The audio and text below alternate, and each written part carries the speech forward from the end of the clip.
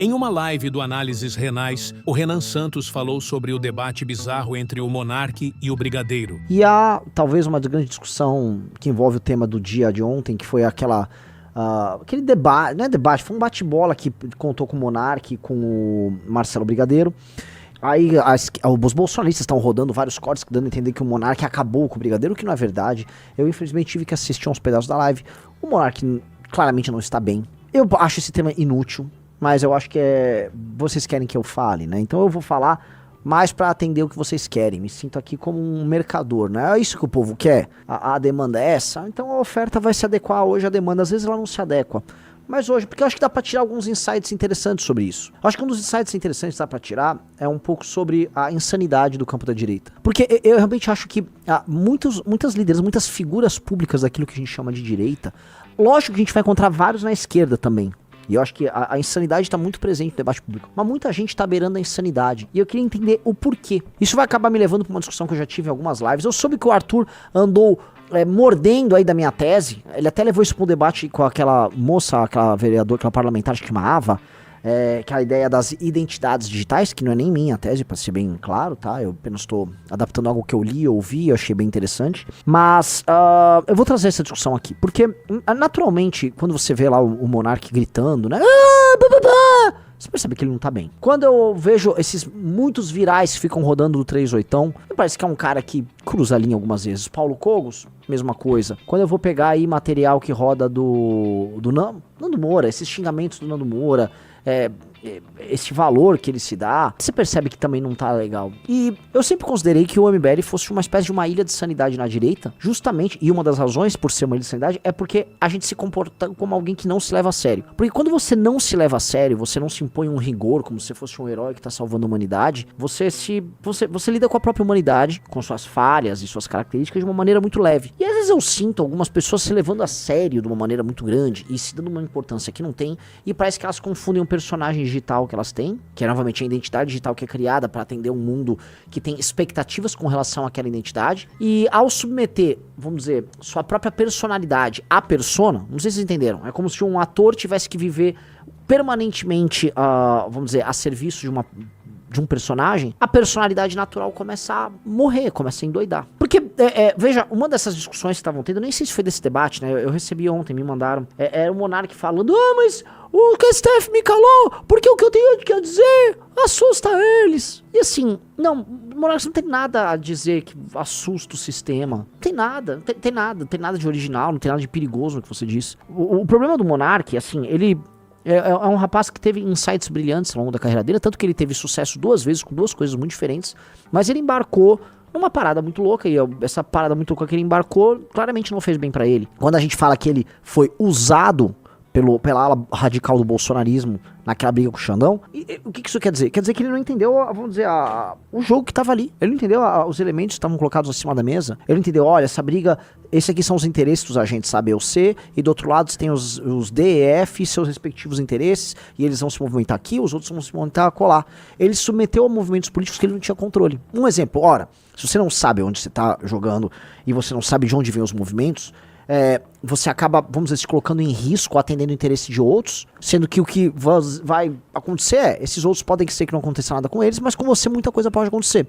O monarca, ele perdeu o canal, e ele se meteu de maneira capital naquela briga envolvendo o Xandão e Bolsonaro, quando ele passou o famoso vídeo mentiroso do argentino. A gente precisa lembrar, o Fernando Serimedo é um pilantra, ele é um agente político pilantra, divulgador de notícia falsa, e ele foi usado pelo bolsonarismo para divulgar aquela tese de que as urnas foram fraudadas e que um hacker, sei lá, com especialistas desenvolveram, aí o cara foi fazer um dossiê. Foi provado, isso precisa ser dito, foi provado já, não apenas que a tese dele era mentirosa, mas foi provado que ele divulgou algo que foi criado pela turma do... Como é que chama? Daquele assessor do Bolsonaro lá, o... Que é um engraçado que foi preso. Pô, eu tô esquecendo, não vou cobrar. Isso, Mauro Cid. O Mauro Cid avisou nas conversas deles que já vazaram que aquilo foi uma tese criada pelo grupo dele, difundida pelo argentino, e aí o monarca, achando que ele estava denunciando um grande esquema do sistema, ele estava trabalhando pro interesse dos outros.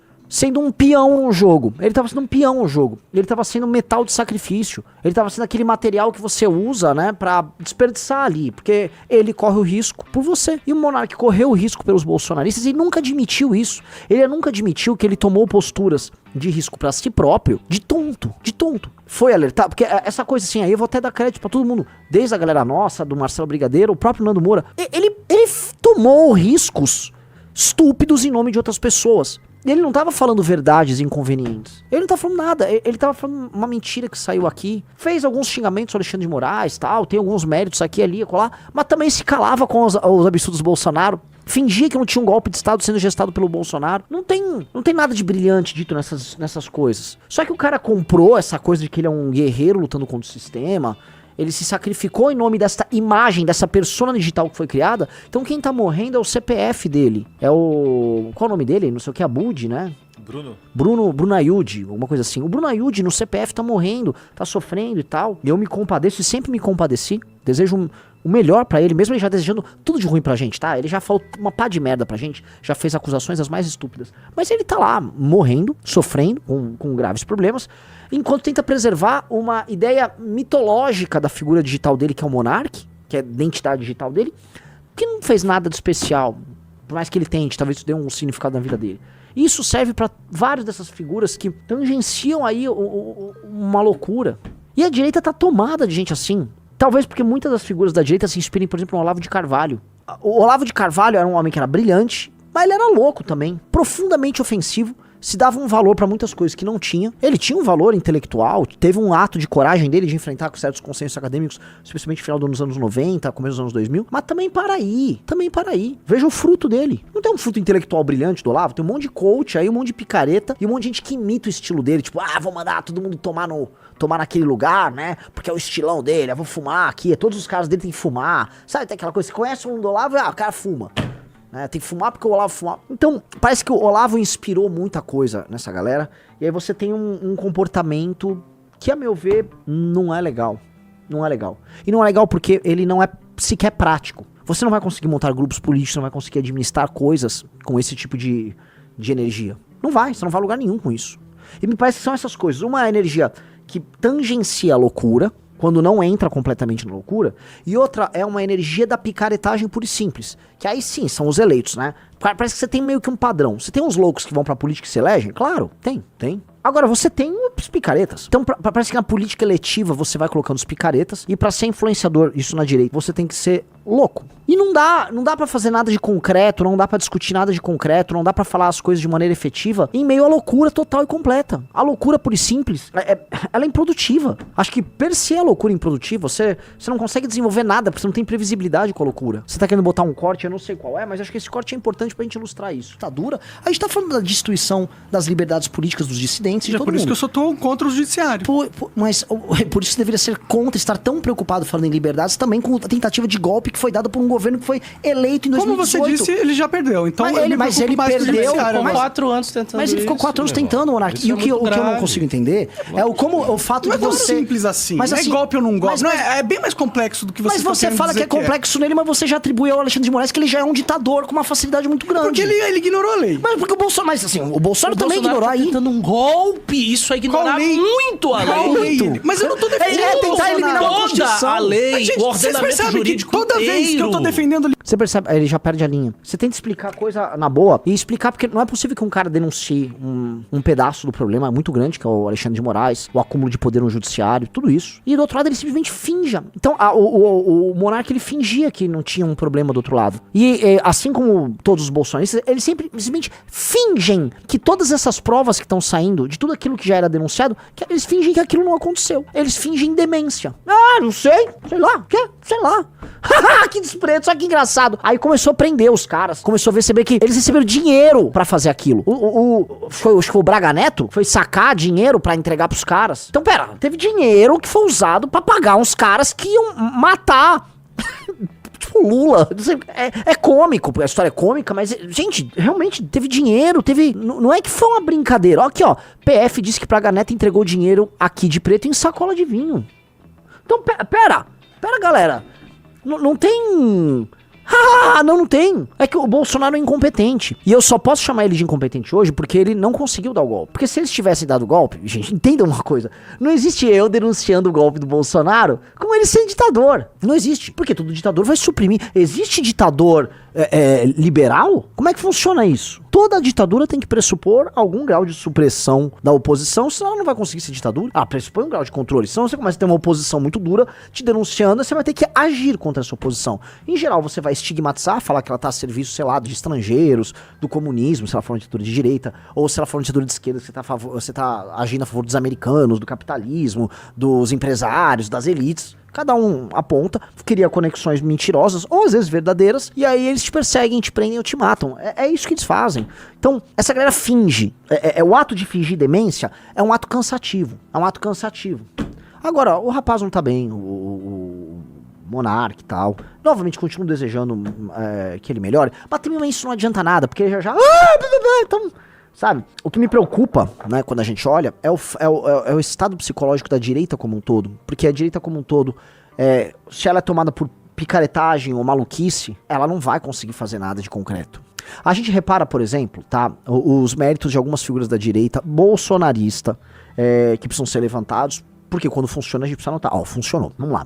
Tarcísio. O Tarcísio tem como característica nem ser louco, nem ser picareta. Ele foi esperto. A carreira dele foi lá, era próximo até dos caras do antigo PL, PR e tal. Entrou, foi sanar umas coisas já no governo da Dilma, depois é absorvido pelo governo Temer, depois é absorvido pelo governo Bolsonaro, se torna um ministro do governo Bolsonaro, divulga bem. Era bem quisto pelos militares. O Tarcísio, ele tem, vamos dizer, ele é mais respeitado pelos militares do que todo mundo imagina. Vocês sabem que o Tarcísio, a gente vocês não sabiam disso. O Tarcísio tem participação militar em operações de batalha mesmo, lá no Haiti. O Tarcísio é um sujeito, vamos dizer, que trocou tiro. Então é um sujeito muito respeitado entre os militares. O Tarcísio é um cara, assim, pra vocês colocarem aqui na tua análise, que faz um governo de uma pessoa normal. O que acontece? Ele não cativa, não o grande público. O eleitor aí, ele tá ok, ele tá feliz com ele tá bem aprovado. Mas o bolsonarismo e a direita como um todo não se empolga com o Tarcísio, porque ele não entrega nem o discurso da picaretagem, nem é louco. E me parece que a direita tá permanentemente à procura, vamos dizer, de uma loucura pra se abraçar. E é sempre isso. É sempre um picareta completo. Vamos lá, o coach tá aí pra dizer isso. Um maluco, um insano completo. O Bolsonaro, ele circula entre as duas coisas. Você nunca sabe se ele tá sendo completamente louco ou completamente picareta. Ele tá sempre variando ali, né? Tá, entre louco e picareta. Uma hora ele tá louco com a cloroquina, outra hora ele tá picareta com os móveis dos filhos, entendeu?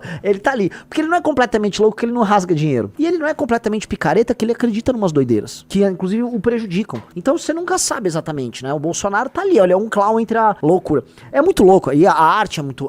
assim, a arte é uma coisa que a gente precisa sempre... né, ter em perspectiva. O Bob Dylan na música não é Joker, mas é na música All Along the Watchtower, ele cria um diálogo entre o arquétipo do ladrão, que a gente pode botar o picareta, né, que é o truqueiro, e o Joker, que pode ser colocado aqui também como louco, né, que é o clown e o ladrão. E ele cria um diálogo entre as duas coisas. São duas forças muito perigosas. O Coringa ali do filme, não o personagem do Coringa como tudo, mas o Coringa que a gente conhece do verbo coringar hoje em dia, o Coringa utilizado no filme do Joaquin Phoenix, né? Ele é um Coringa muito perigoso porque ele mistura a energia justamente do louco com se não um malandro, que não é nem malandro, né? O do bandido. Quando ele une as duas coisas, você tem algo que é fogo, que é difícil de lidar. Então, esses dois tipos são dois tipos perigosos que são trazidos meio que à baila aí, tá?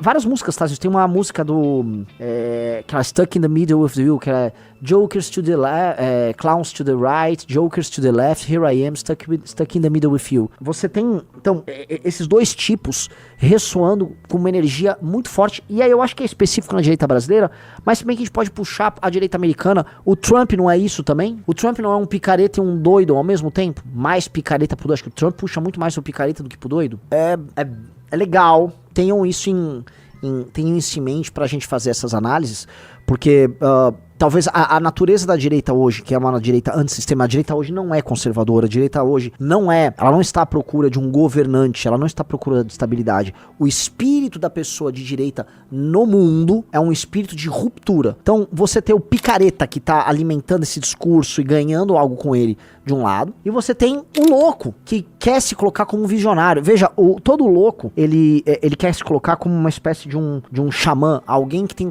usa, vamos dizer, seu aspecto estranho para ter contato com uma verdade maior, para guiar um grupo em crise para um caminho melhor. O problema, né, e o Jung trata disso, ele tem uma obra sobre isso, tratando do mal-estar ali da Alemanha no período do Hitler, é que existem figuras, o Hitler é um exemplo disso, que eram meio que um louco, né? O Hitler, ele não era ele não vendia um lance de um líder militar. Já compararam o Mussolini com o Hitler? O Mussolini era um sujeito maior, mais forte, tinha um caráter mais alfa que o Hitler. O Hitler era um mago, o Hitler trazia o Odin ali, né? Vocês precisam entender que o Odin não era o Odin, ele era um mago com caçadas noturnas, ele tinha acesso a visões, ele era um deus diferente, ele não é um Zeus, ainda que ache que o Odin chefia o panteão nórdico. O Odin, ele tem uma figura de mágico, o Odin tem um quê de visionário, e o Hitler meio que abraça esse elemento do Odin, e ele começa a usar essa magia através da retórica dele para, vamos dizer, cativar uma determinada energia no povo alemão, e ele coloca o povo alemão em transe na loucura dele. Ele coloca o alemão em transe, e ele faz o povo alemão, naquele transe que ele coloca, cometer os crimes mais bárbaros possíveis, na maior naturalidade. Existe um famoso depoimento, não tô falando agora de crime, da própria natureza do soldado alemão. Existe um depoimento de alguém na Segunda Guerra Mundial, alguém deve conhecer esse depoimento, que ele é famoso, coloca nos comentários, falando sobre a diferença do soldado alemão, do russo, e não sei se era o lituano ou o romeno, né, que um lutava pela pátria, o outro lutava porque, sei lá, precisava proteger sua família, e o alemão lutava pela luta. Ele lutava pela luta. O transe te leva a isso, né? E o Hitler ativou isso, que é muito forte ali nos povos germânicos. Então, num período de crise, me parece que a figura do louco propondo a ruptura total e propondo uma visão de algo novo, ela acende, como acho que o que a gente chama de Ocidente vive uma crise muito grande, as democracias vivem crise, e aquelas pessoas que são basicamente conservadoras, ou melhor, aquelas pessoas que não querem ver uma mudança total e completa na sua forma de ver o mundo e na forma das pessoas se relacionarem, ela acaba querendo romper com um sistema que tá muito estranho. E aí os loucos acendem. Então todos esses loucos que a gente cita, eles parecem que têm respostas fáceis, eles acham que estão apontando algo muito perigoso. E eu acho que isso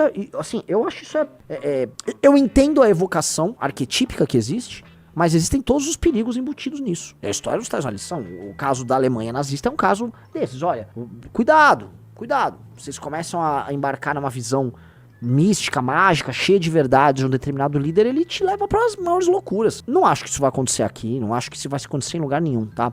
Mas eu acho que é quase como se fosse um sistema simbólico de proteção das culturas e de renovação delas, como se fosse necessário você fazer uma ruptura com uma ordem que necessariamente é ruim. Então tem uma ordem estabelecida que ela é ruim. A gente já comentou muito, por exemplo, qual é a ordem brasileira? O Pacto de 88. Tá, essa ordem é ruim, ela precisa ser rompida, mas rompida como? Como vai ser feito? Qual é a responsabilidade que tem?